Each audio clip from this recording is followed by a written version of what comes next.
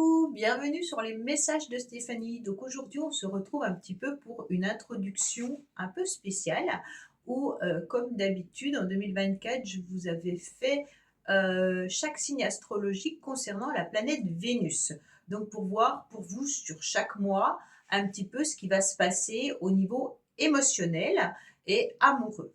Donc avant tout, je voulais vous parler quand même de l'année 2025 qui est en numérologie une année 9. Cette année est un peu exceptionnelle. Après avoir passé une année 8 un petit peu compliquée et difficile sur plusieurs points, on voit que l'année 9, elle va nous demander à faire un grand nettoyage, un grand balayage de ce qu'on ne veut plus trop dans sa vie. Alors bien entendu, c'est la fin des cycles, hein. On passe sur une vibration qui est le lâcher-prise et la préparation pour un nouveau chapitre. Ça veut dire que ce nouveau chapitre arrivera bien sûr en 2026. Mais avant de commencer quelque chose, il faut un petit peu clôturer tout ce qu'on n'a plus besoin et puis aussi terminer ce qu'on a commencé. Donc il y a aussi une situation de pardon et de guérison dans certaines relations. C'est une année qui est propice, bien sûr, à régler les conflits. Donc si vous êtes en conflit avec quelqu'un, il est peut-être intéressant de soit tourner la page, hein, de cette situation passée ou de se réconcilier avec soi-même ou avec une ou plusieurs personnes avec qui il y avait des difficultés. Bien entendu, le 9 invite aussi à se concentrer sur des causes plutôt collectives et à développer une vision un petit peu humaine. Donc le 9 en numérologie, c'est l'aide aux autres. C'est également tout ce qui est associatif, bénévolat. Ça peut être aussi tout ce qui peut parler de l'étranger. Donc actuellement, on voit bien qu'il y a des complications, bien entendu, dans le monde et que la France aide, bien entendu, ces pays qui sont actuellement dans des complications. On voit bien que c'est aussi un moment de réflexion sur ce qu'on a envie d'accomplir et puis aussi un petit peu les leçons de vie. Donc, on a passé 9 années, hein, à monter ces marches. Donc, l'année 1, l'année 2, l'année 3. Donc là, on arrive au bout de l'escalier en quelque sorte. Et on regarde un petit peu l'évolution qu'on a eue pendant ces 9 ans.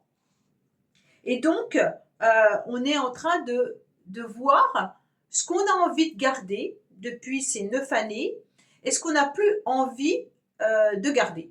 Donc, il y a vraiment l'idée de grand nettoyage, autant émotionnel, parce qu'on peut, si on ne fait pas un grand nettoyage émotionnel de certaines relations, on peut encore traîner les 9 années suivantes avec des cycles qui peuvent être perturbants. Ça veut dire que si vous êtes dans une relation que vous savez pertinemment qu'il serait bien de clôturer et que vous ne le faites pas en année 9, il y a des grandes chances que vous replantiez des petites graines d'espoir en 2026 et que vous repartez sur des complications pendant un certain temps jusqu'à l'année suivante et ainsi de suite jusqu'à quand que vous arriviez à nouveau à l'année 9. Donc c'est vraiment un petit peu des petites graines qu'on plante tout au long du chemin pendant 9 ans et qu'on voit aboutir et à un moment donné on se rend compte que ça a porté ses fruits, d'autres choses n'ont pas porté ses fruits et qu'on doit un petit peu nettoyer ce jardin où on a planté peut-être trop de choses. En tous les cas, cette année, elle est importante. Si vous ne vous plaisez plus au niveau professionnel, d'envisager peut-être une reconversion ou alors une formation ou déjà de commencer à chercher pour qu'en 2026, vous soyez prêt à mettre le pied à l'étrier. Ça veut dire en quelque sorte qu'on prépare le terrain. On ne commence pas forcément quelque chose en année 9 parce que souvent, ça ne perdure pas dans le temps. Le mieux, c'est vraiment de faire un grand nettoyage, mais aussi on garde des choses qui nous conviennent, bien entendu, hein, on n'enlève pas tout. Ce qui nous convient, on continue à peaufiner, à enrichir sur les années suivantes.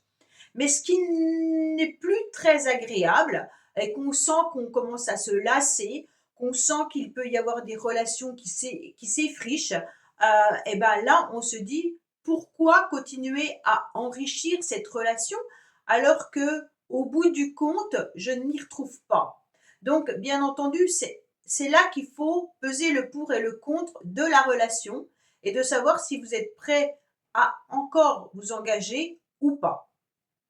Il y a vraiment une introspection et, et on pèse le pour et le contre de tout ce qu'on a fait pendant ces nombreuses années pour voir ce qui est intéressant, bien entendu, à continuer à développer pour son bien-être personnel, hein, et puis son bien-être et son enrichissement, et tout ce qui nous détruit plutôt, euh, qui là est intéressant de clôturer. D'accord? Concernant les vidéos suivantes, ça veut dire Vénus, que je vais mettre pour chacun des signes astrologiques. Vénus est la planète qui est associée, bien entendu, à l'amour, aux relations, à la beauté, à l'harmonie et puis au plaisir. Donc elle influence la manière dont une personne exprime, bien entendu, ses sentiments et son rapport aussi à l'esthétique. Donc sa position dans un thème astral révèle des informations sur vos goûts artistiques, sur vos valeurs personnelles et puis aussi sur vos relations amoureuses. Donc bien entendu, pour chaque signe, je vais vous dire au mois de janvier, c'est comme ça, au mois de février, ça sera comme ça, au mois de mars, ça sera comme ça. Alors bien entendu, hein, ça sera juste une phrase, mais ça vous permettra de savoir à quel moment, en tous les cas, Vénus sera dans votre signe, et ça sera le moment où ça sera le plus important pour vous. Alors des fois, Vénus vient plusieurs fois dans le même signe astrologique, donc elle peut repasser parce qu'il y a une autre planète qui a rétrogradé, et donc ça permet d'avoir Vénus 2 fois dans son année. Donc c'est intéressant parce que là, c'est un petit peu bingo en quelque sorte, hein, un peu la chance, d'accord?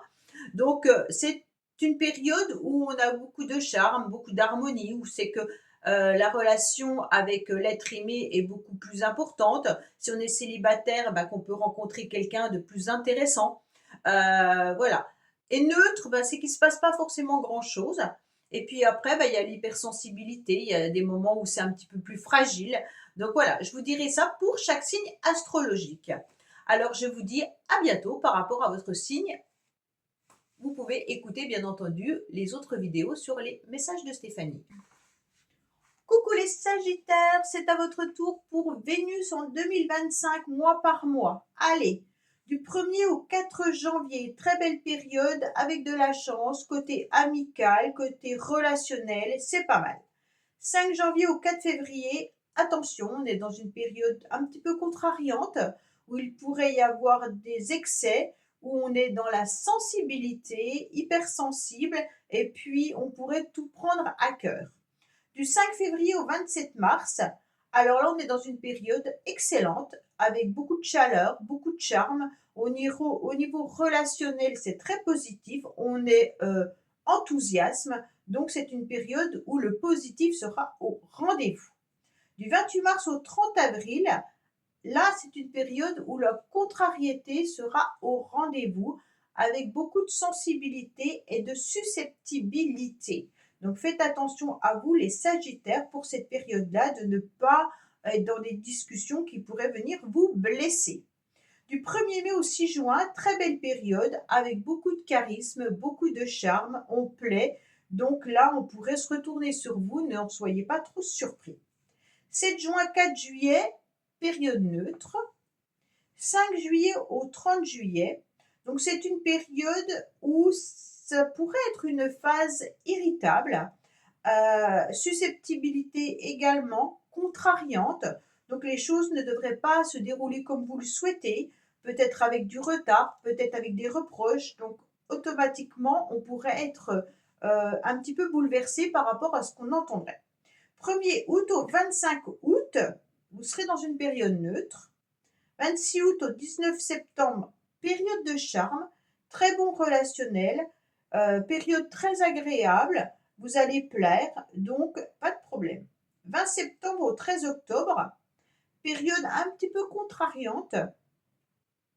Vous devrez un petit peu composer avec les uns, avec les autres pour vous sentir un petit peu en paix. Attention aux conflits et protégez-vous également de ne pas trop donner aux autres. Donc prenez soin surtout de vous. 14 octobre, 6 novembre, vous aurez beaucoup de charme à cette période-là, beaucoup de fluidité dans les contacts. Donc, on n'hésite pas à demander ce qu'on a à demander.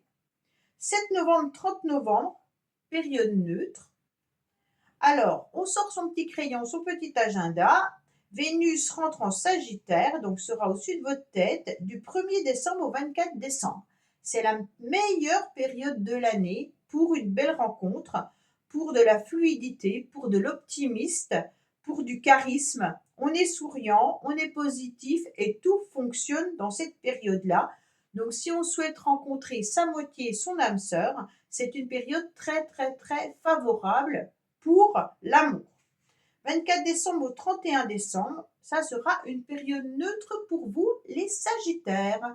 Voilà, j'espère que ce tirage vous aura aidé et vous aidera tout au long de l'année 2025. Donc, je vous dis à bientôt pour d'autres vidéos sur les messages de Stéphanie. Au revoir. Merci d'avoir écouté les messages de Stéphanie. N'oubliez pas, bien entendu, de liker, vous abonner et commenter. Je vous dis à bientôt pour d'autres vidéos.